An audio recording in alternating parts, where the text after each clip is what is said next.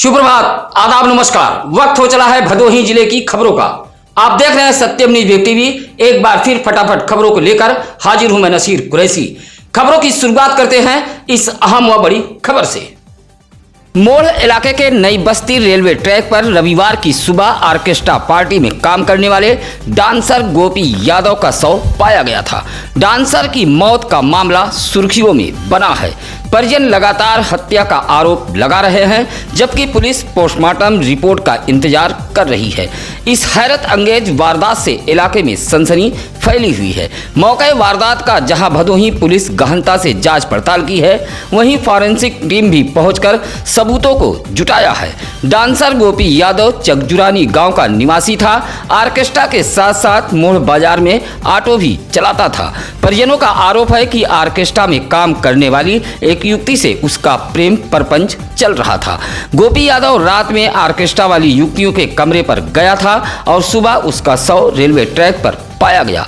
वारदात को लेकर इलाके में तरह तरह की चर्चा व्याप्त है। कालीन नगरी भदोही जनपद में रामनवमी की चारों तरफ रविवार को धूम रही। एक ओर जहां रामनवमी के अवसर पर शोभा यात्रा के साथ मंदिरों में हवन पाठ और महाआरती की गई, तो वहीं घर घर में कन्याओं को पूजा गया और उनके पांव पखारे गए। साथ ही हलवा आदि लजीज पकवानों का भोग लगाया गया। रविवार की सुबह से ही मां की आराधना के साथ महाआरती की गई। माता रानी के दर्शन के लिए सुबह से ही मंदिरों में भीड़ लगी रही। ऐसा ही कुछ नजारा भदोही समेत ज्ञानपुर, गोपीगंज, औराई, बभनौटी, खमरिया, सुरियामा, चौरी, कुइरौना, सीतामढ़ी, ऊज आदि इलाकों के देवी मंदिरों में देखा गया।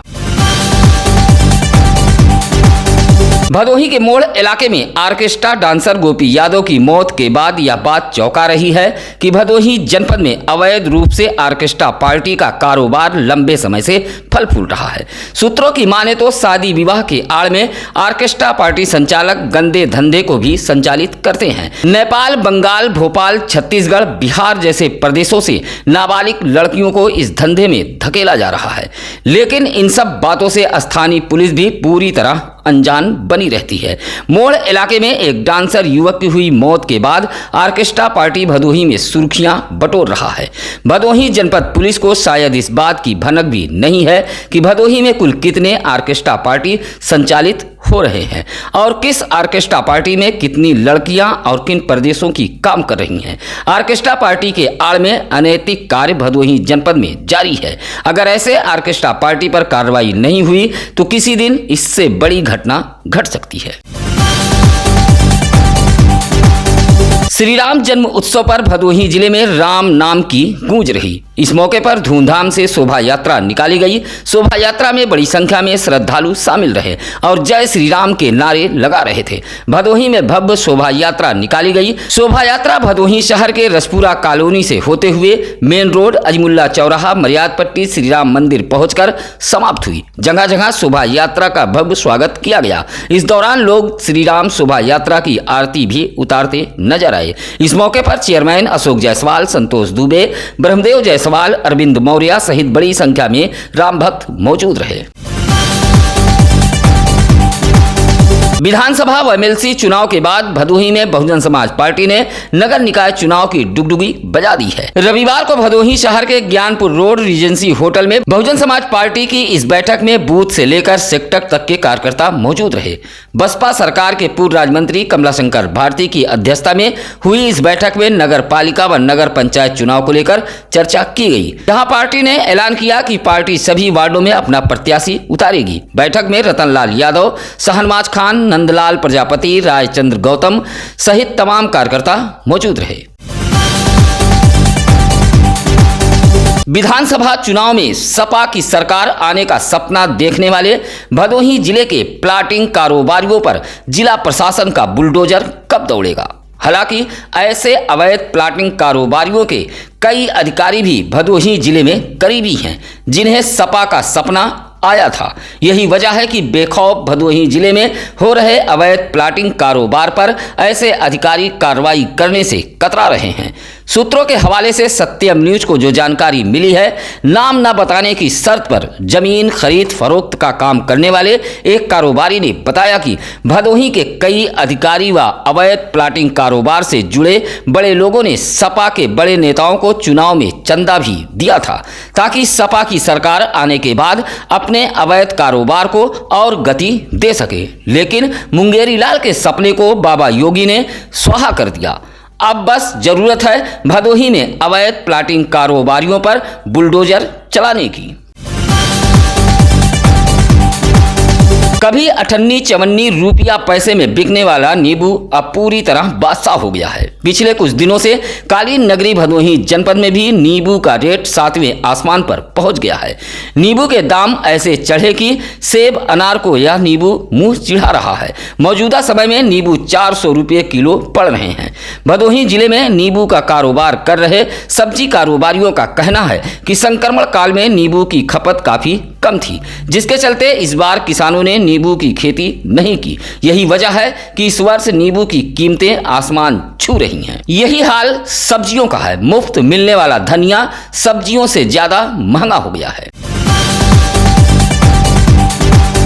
श्री राम जन्म उत्सव पर गोपीगंज में भी भव्य शोभा यात्रा का आयोजन किया गया। रामनवमी की धूम समूचे भदोही जनपद में रही। शोभा यात्रा के दौरान गोपीगंज इलाका पूरी तरह राममय हो गया था।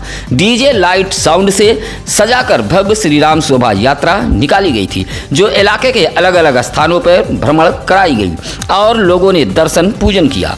इसी तरह चौरी, कोयरौना, खमरिया, सुरियामा और आई नई बाजार, ज्ञानपुर में भी धूमधाम से शोभा यात्रा निकाली गई। शोभा यात्रा में तमाम झांकियां मौजूद रही। श्री राम शोभा यात्रा को लेकर सुरक्षा व्यवस्था के तगड़े इंतजाम किए गए थे। चप्पे चप्पे पर पुलिस मुस्तैद थी। शोभा यात्रा में घनश्याम दास गुप्ता, शाहिद खान, मिथिलेश विश्वकर्मा, रंजीत गुप्ता आदि मौजूद रहे। भदोही कोतवाली इलाके के तीरापुर डुहिया निवासी प्रमोद कुमार ने भदोही एसडीएम को एक शिकायती पत्र देते हुए कहा है कि अपने ही भूमि के मकान पर वह दरवाजा खोल रहा है, लेकिन विपक्षी मकान का दरवाजा नहीं खोलने दे रहे हैं। शिकायत के बाद तरह तरह की धमकी दे रहे हैं। प्रमोद कुमार उपाध्याय का कहना है कि विपक्षी आए दिन गाली गलौज व मारपीट करने पर आमादा हैं, जबकि राजस्व विभाग ने भी जांच रिपोर्ट में यह बता दिया है कि भूमि उसी की है, बावजूद विपक्षी दरवाजा खोलने से रोक रहे हैं। प्रमोद कुमार उपाध्याय ने पत्र देते हुए इंसाफ की गुहार लगाई है। रविवार को श्री राम नवमी पर निकाली गई शोभा यात्रा के दौरान भदोही बरनवाल सेवा समिति के लोग राम भक्तों के लिए सड़क पर उतरे थे। मर्यादपट्टी दरोपुर रामलीला रोड पर अहिबरन चौराहे पर बरनवाल सेवा समिति द्वारा पंडाल लगाकर शोभा यात्रा में शामिल लोगों के बीच शीतल पेय पदार्थ व पानी का पाउच वितरित किया है। इस मौके पर विनीत बरनवाल, सुनील बरनवाल, मनोहर बरनवाल, रीना बरनवाल, पूनम बरनवाल सहित तमाम बरनवाल समाज के लोग मौजूद रहे। भदोही के बेलगाम सरकारी डॉक्टरों को सुधारने की भदोही अब डिप्टी सीएम ब्रजेश पाठक से गुहार लगा रही है, क्योंकि लंबे समय से भदोही जिले में कई सरकारी डॉक्टरों की मनमानी जारी है। स्वास्थ्य विभाग कार्यालय यानी सीएमओ कार्यालय में तैनात कर्मचारियों सहित भदोही के जिला अस्पताल से लेकर एमबीएस व कई सीएससी व पीएससी में तैनात सरकारी डॉक्टर अपना निजी हॉस्पिटल चला रहे हैं। बस फर्क इतना है कि सरकारी डॉक्टर कहीं अपनी पत्नी, कहीं रिश्तेदार, तो कहीं करीबियों के नाम हॉस्पिटल का रजिस्ट्रेशन कराकर बेखौफ प्राइवेट प्रैक्टिस संचालित कर रहे हैं और सरकारी अस्पतालों में पहुंचने वाले मरीजों को अपने हॉस्पिटल में भेज रहे हैं। वहीं एएनएम व आशा तो इन्हीं प्राइवेट हॉस्पिटलों में खुलेआम मरीजों को कमीशन के चक्कर में बेच रही हैं। ऐसे सरकारी डॉक्टरों पर कार्रवाई की भदोही की जनता गुहार लगा रही है।